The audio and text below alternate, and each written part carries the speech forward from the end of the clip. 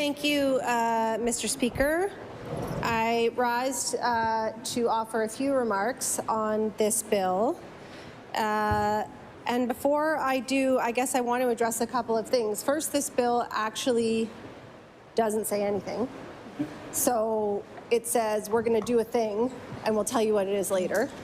So I think that's important to acknowledge. The way that this bill is promoted is as putting forward a 5% rent cap, but that is not, in fact, what the legislation says. The legislation says we're going to do a thing and we'll tell you what it is later.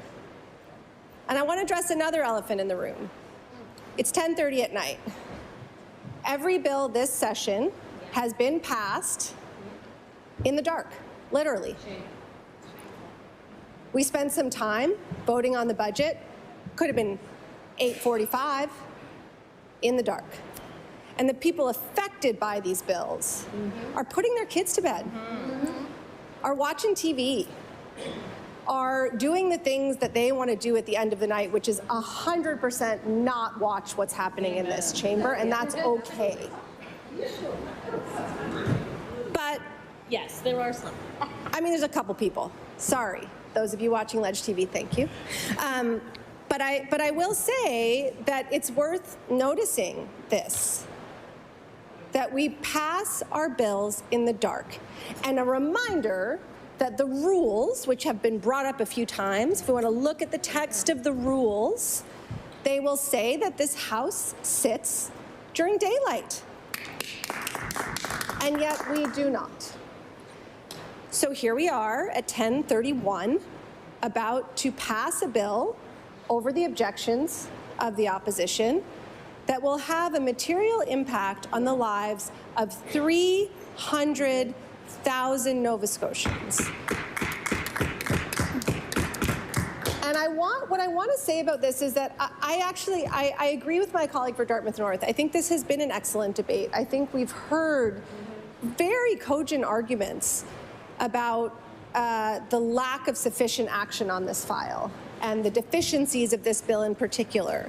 And those have rightly focused on the most vulnerable people impacted by this legislation.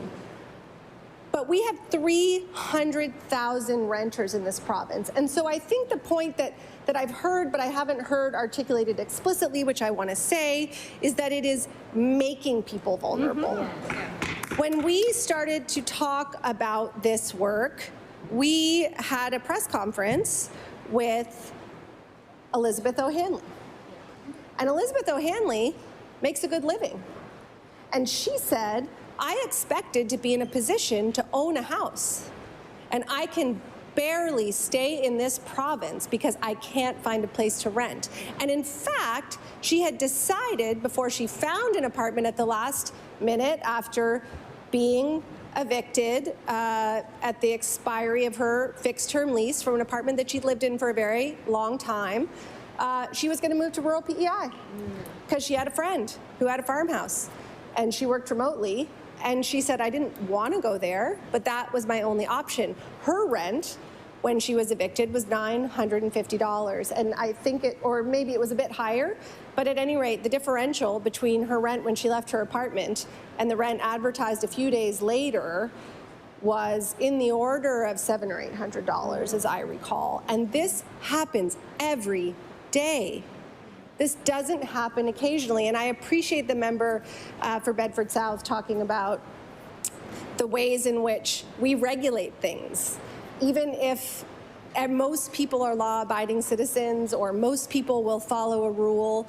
And, you know, this is a very selective situation in this chamber. So we often hear the government stand up and say, we don't think that fixed-term leases should be abused. And then the quiet part is, but we're not going to do anything about it. Or we don't think NDAs should be misused, but we're not going to do anything about it. Or we think our coastlines should be protected, but we're not going to proclaim the bill. And so I think it's imperative to point out that if the government thinks something, they have the power to do something about it. And this is the latest example where the government has chosen not to. And so to come back to Elizabeth O'Hanley, people like Elizabeth O'Hanley are the people that this government has explicitly said they want to attract. We want to grow, apparently, the population of this province to 2 million people. So what's the profile of those folks? Probably a little bit younger, probably folks who are eager for work, wanting to contribute. We can't even keep them here. We can't even keep them here. And then when they come, they can't find a doctor. And their kids go to school in modulars. And they don't have the infrastructure and the support that they need to make a life here. And this is the latest example of a bill that is showing the disconnect between what the government says its goals are and the way it's working towards those goals. People who move to this province, unless they have a lot of money, cannot find a place to live. We've said this 100 times, and it feels like we have to say it 100 times more. We have a rent cap of 2%, and we have the highest rising rates of rent increase in the country. I'm going to say that again. Our rent increase is capped at 2%, and our rents are rising by 9%. That is not a few bad apples. That's a system that doesn't work. And so, as my colleagues have said, and as we have put forward in legislation, and as we have talked about somewhat ad nauseum, the answer, and this is the answer put forward by people as diverse, really, although they might think that I'm mischaracterizing them, from all sides. We've heard lots of landlords groups say, well, they should just raise the rent cap a little bit every year. That's the off-ramp. That's the pressure release that my colleague was pointing to. Well, that's rent control. Yeah. Raising it a little bit each year, that's rent control. Yeah. That gives people clarity. That gives landlords and tenants clarity about what's coming, as was pointed out. That allows for a landlord to cover an extraordinary expense. And we're not here to cast aspersions on individuals. I had a conversation with someone I know who is a landlord who owns several properties, who called me very upset and said, you can't outlaw fixed-term leases. And I said, well, why? And they said, because it's the only insurance we have. If we have a bad tenant, if we have an unexpected cost, the only insurance we have that we're not going to be underwater is a fixed-term lease. And I can see that perspective, but what I said to them is, if we had a system of rent control, if we had an enforcement branch of residential tenancies, talk about balance. Every single party involved in this conversation wants an enforcement branch at residential tenancies. This government had an extra $1 billion. They could have set up an enforcement branch, but they didn't. So I question the commitment to balance. So to get back to it, so my conversation was, if we had an enforcement branch, if we had allowable rent increases every year, if you could apply to the Residential Tenancy Board to cover your extraordinary costs, and they said, oh yeah, but that'll never happen. And that's where we are. We're in a cynical space where we know that the system is broken. We know that it needs to be fixed. Everybody knows it needs to be fixed. Tenants know it needs to be fixed, and more than anyone, landlords understand that it needs to be fixed. And yet this government refuses to fix it. And so we see this bill, and this bill is a Band-Aid, and it's not really working. I want to talk again about balance, which a few of my colleagues have brought up. And balance in the way that we have talked about it again, not just in this legislation, but in the Coastal Protection Act, where we need to balance the future of our province and our coastlines against the interests of some property owners along those coastlines. The NDA bill that we brought forward, where we need to balance I don't know what with the rights of victims of abuse and harassment not to be silenced. That's not balance. That's steamrolling. Yep. The Premier has said many times that nothing good happens here. He has made his disdain for this House and this chamber very clear. When he passed the health bill, he said, oh, well, you know, we're going to put it in, I think it was the health bill, I may be misquoting, but, you know, the Premier has said, well, we're going to put this in regulations because otherwise we'd have to come back to the legislature every time we want to make Order, a please. change. Please table the documents that you're referring to, the citations that you're making. The member just used the word, I may be misquoting. I'd like to ask the member to table whatever the member is referring to at this time. I recognize the honourable member for Dartmouth South. I'm characterizing his comments. I am not quoting him. I am saying that the Premier has oftentimes expressed a disdain for the work that happens in this House. I can try to find a tabling document. Yeah, I don't think anyone would disagree with me. No, you can quote him. Order, please.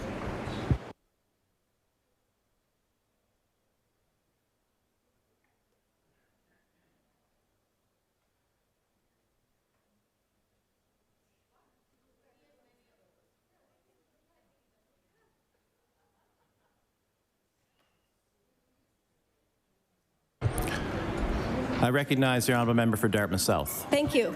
I disagree. Of course I disagree because I am in the opposition and I get approximately 26 days a year to represent the people who put me in this House. And this government was in the same place not so long ago and was making all these same arguments. And the change I have seen is nothing, no change. So it's deeply disappointing. And I don't know about the people in this House, but I have been unable to turn away from what's been happening in Tennessee the last few days. And in Tennessee, a newly famous legislator, Justin Jones, who was ejected from that chamber, made this incredibly moving speech. And in that speech, he said, this is the place where we wrestle with ideas. This isn't the place, you know, he was referring to a comment someone had made about the legislative chamber being sacred and being offended by something that the opposition had brought up. And he said, quite the contrary, we can offend each other. This is a place where we wrestle with ideas. But what we have seen in the last year and a half, in this session, in this bill, is that this government doesn't want to wrestle with ideas. They want to dictate their agenda. Or failing that, they want to avoid fixes, which, as my colleague, the member for Halifax Atlantic, pointed out, or maybe Bedford South, I can't remember, means pushing this bill to 2025, the magical date at which it may or may not be their problem anymore. And in closing, I want to say that I see this chamber as a place of opportunity. Yes. Every bill that comes forward, we have the opportunity to make people's lives better. We have the opportunity to ensure that everyone in this province has the ability to thrive. We have the opportunity to bring people's voices into this chamber. And this is a government that talks a lot about listening to the people on the front lines, having listening tours. But the way that that works is sort of invitation only. Yeah. We have town halls where you only know about it if you get a robocall. We have, you know, conversations with frontline workers, but most people never hear that they're happening. Yeah. And as was pointed out, when we have things like law amendments, where you have people who have put a great deal of thought in a very short period of time into legislation that will impact their lives, that will impact the lives of their members, we see no engagement. And it's incredibly, incredibly disappointing. Yes. We are supporting this bill. We are voting for this bill in all of its inadequacy, in all of its inability to address the core issue. Because to not vote for this bill would be literally to make hundreds of people homeless and to drive hundreds more out of this province. And so I implore this government to do better and to take this opportunity, what you've heard tonight, what you heard from law amendments, and fix this. Implement rent control, implement an enforcement branch of residential tenancies, close the fixed-term leasehold, build public housing, and make sure that everyone has a home they can afford. Thank you.